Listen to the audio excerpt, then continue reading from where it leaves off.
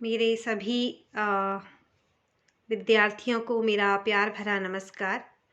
विद्यार्थियों, आज मैं आपको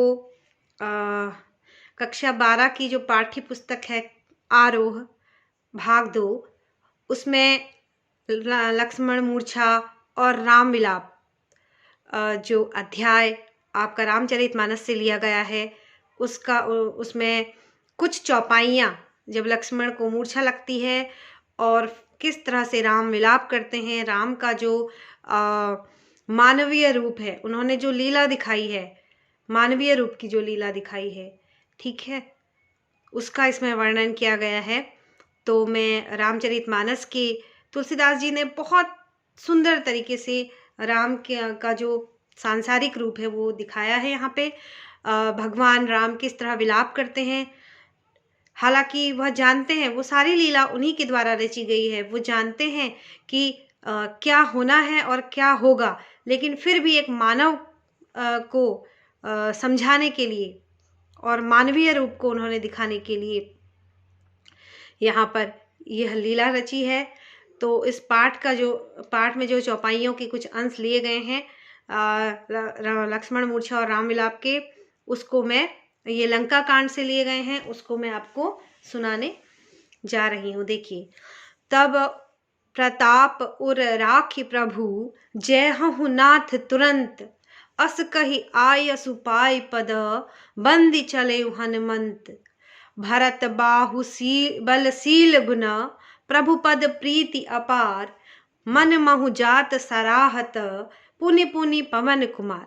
अब देखिए इसका भावार्थ क्या है, इसकी व्याख्या क्या है। तो इसको लय में भी गाया जा सकता है। मैं आपको इसको लय में गा के सुनाती हूँ कि किस तरह से चौपाई गाई जा सकती है, ठीक है। एक बार आप भी इसका प्रयास करेंगे और बहुत ही अच्छी तरह से आप इसको गा सकेंगे। देखिए, तब प्रताप उर राखी प्रभु, जय हूँ नाथ तुरंत, अस कही आय सुपाई पद, बंदी चले हनुमंत।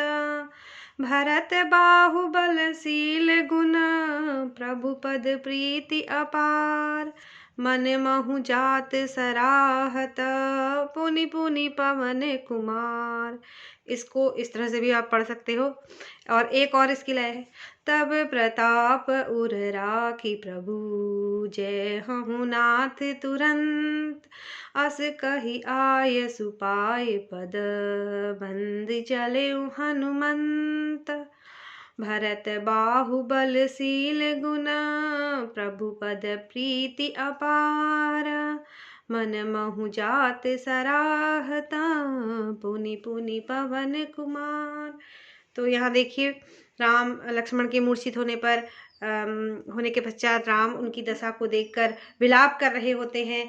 सुसैन वैद्य जो होते हैं वो उनकी सलाह पर लक्ष्मण के उपचारार्थ के लिए संजीवनी बूटी लाने के लिए हनुमान जी जो होते हैं वह हिमालय पर्वत में जा रहे होते हैं। और लौटते समय उनको रास्ते में जो होते हैं वो क्या मिलते हैं, भरत। जब वो उड़ रहे होते हैं, उड़ते समय रास्ते में अयोध्या के ऊपर से जब वो जा रहे होते हैं, तो भरत ने सोचा कि ये कौन इतना बड़ा राक्षस है। वो पर्वत को लेके जा रहे होते हैं ना, सुमेरु पर्वत को हाथ में। तो भरत सोचते हैं कि ये हाथ में ये पता नहीं कौन सा राक्षस है। उनको तीर लगाते हैं और उनके पैर के अंगूठे में तीर लग जाता है हनुमान के, और वो सीधे नीचे अयोध्या में उतरते हैं और वहां उनको भरत मिलते हैं। तो देखो क्या, तब प्रताप उर राखी प्रभु। तो हनुमान कहते हैं, हे उसको भरत को प्रणाम करके हुए कहते हैं, हे प्रभु, आपका प्रताप मैं अपने हृदय पर लेकर जा रहा हूँ। तो कहते हैं, भरत से कहते हैं कि आपका प्रताप हृदय में रखकर मैं तुरंत चला जाऊंगा। जय हूँ नाथ तुरंत, मैं तुरंत चला जाऊंगा। अस कही आय सुपाई पद, बंदी चले हो हनुमंत। ऐसा कहकर उनके चरणों की वंदना करके हनुमान चले। क्या कह, हनुमान उड़ जाते हैं फिर, ठीक है। भरत बाहुबल शील गुण, भरत के बाहुबल शील और गुण का प्रभु पद प्रीति अपार, जो राम के लिए उनका उनकी प्रीति है, राम के लिए उनका प्रेम है, उस प्रेम को वो मन ही मन याद करते हुए और उसको नमन करते हुए वो उड़ते चले जाते हैं।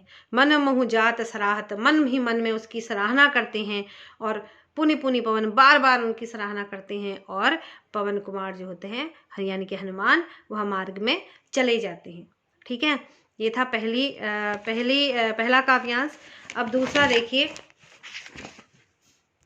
दूसरा काव्यांश है, उहाँ राम लक्ष्मण ही निहारी, बोले वचन मनुज अनुसारी, अर्ध रात गई कपि नहीं आयहु, राम उठाय अनुज उर लायहु, सकहु न दुखित देखी मोहि काऊ, बंधु सदा तब मृदुल सुभाऊ, मम हित लाग तजेहु पितु माता, सहेहु विपिन हिम आतप बाता, सो अनुराग कहाँ अब भाई, उठु न सुनु मम बच बिकलाई, जौ जन तेउ बन बंधु बिछोहु, पितु बचन मन तेउ नहीं ओहु। अब क्या होता है देखो, इसको चौपाई को इसको कैसे गाया जाता है।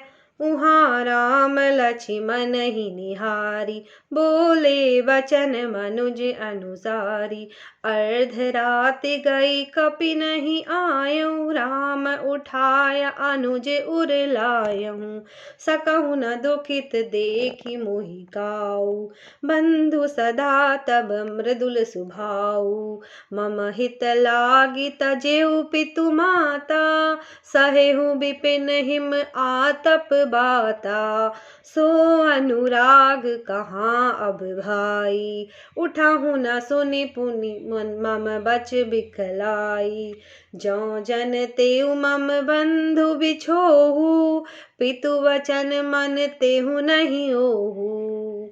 तो देखिए, अब इस चौपाई में राम क्या कहते हैं, तुलसीदास जी कहते हैं कि वहाँ समुद्र तट पर लक्ष्मण को देखकर राम साधारण मनुष्यों के समान विलाप करने लगते हैं। ठीक है, तुलसीदास जी कहते हैं कि आधी रात बीत चुकी है। देखो, वहाँ राम लक्ष्मण ही निहारी, वहाँ राम लक्ष्मण को देख देख कर रोते हैं और बोलते हैं, बोले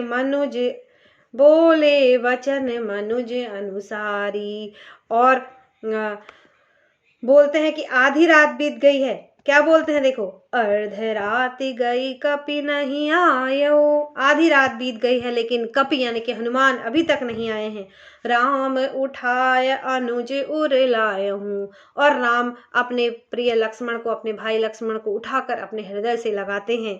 सकहु न दुखित देखी मोहि काऊ, बंधु सदा तब मृदुल सुभाऊ। क्या कहते हैं, विलाप करते हुए कहते हैं कि हे लक्ष्मण, तुम मुझे कभी दुखी नहीं देख सकते थे, हम तुम्हारा स्वभाव सदा से ही कोमल था, मेरे हित के लिए तुमने माता पिता को भी छोड़ दिया। देखो क्या कहते हैं, मम हित लागी तजेउ पितु माता, मेरे हित के लिए तुमने माता पिता तक को छोड़ दिया। सहेहु विपिन हिम आतप बाता, और तुमने जंगल में मेरे साथ बहुत सारे दुख, बहुत सारे स्थितियों को, बहुत सारे दुखों को तुमने मेरे लिए झेला है। वन में सर्दी, गर्मी, हवा के कठिन प्रकोप को तुमने सहन किया है। हे भाई, वह प्रेम अब कहाँ गया? सो अनुराग कहाँ अब भाई, वह अनुराग, वह प्रेम हे भाई अब क्यों, कहाँ गया? उठहु न सुनी मम बचन बिकलाई, मेरे इन व्याकुल वचनों को सुनकर तुम उठ क्यों नहीं रहे हो? जो जन तेउ बंधु बन बंधु ही बिछोहु, अगर मैं ऐसा जानता कि वन में मेरे भाई का बिछोह हो जाएगा, मुझसे मेरे भाई का बिछोह होगा, तो पितु वचन मन तेउ नहीं, तो मैं पिता के वचन को, पिता के इस वचन को कभी नहीं मानता। अब देखो, वो कहते हैं कि हे भाई, वह प्रेम अब कहाँ गया? मेरे व्याकुल वचनों को सुनकर तुम उठते क्यों नहीं? यदि मैं जानता कि वन में भाई का बिछोह होगा तो मैं पिता के आदेश को, जिसे मानना मेरे लिए सर्वोपरि मेरा कर्तव्य था, मैं उसको भी नहीं मानता। अब यहाँ पर भाई का प्रेम, बहुत ही ऊंचा प्रेम भाई के लिए दर्शाया गया है। देखिए, यहाँ तुलसीदास जी ने दुख की स्थिति के प्रभाव को दर्शाते हुए बताया है कि दुख में समर्थ से समर्थ व्यक्ति भी असहाय एवं दीन हो जाता है। ठीक है, राम के विलाप करने में यही भाव प्रकट होता है। इसके अतिरिक्त राम के निर्मल एवं उदात्त चरित्र का भी चित्रण इन पंक्तियों में हुआ है। जो अपने भाई लक्ष्मण के स्वभाव गुण एवं उनके प्रति किए गए त्याग का स्मरण करके करुण भाव के इतने वशीभूत हो जाते हैं कि पिता को भी अपने द्वारा दिए गए वनवास को मानने तक से इनकार कर देते हैं। राम के यहाँ भ्रातृ प्रेम एवं लक्ष्मण के द्वारा किए गए त्याग के वर्णन के कारण यह प्रसंग जो है बहुत ही अत्यंत मार्मिक हो चला है। ठीक है, नेक्स्ट देखते हैं अगली वीडियो में नेक्स्ट काव्यांश।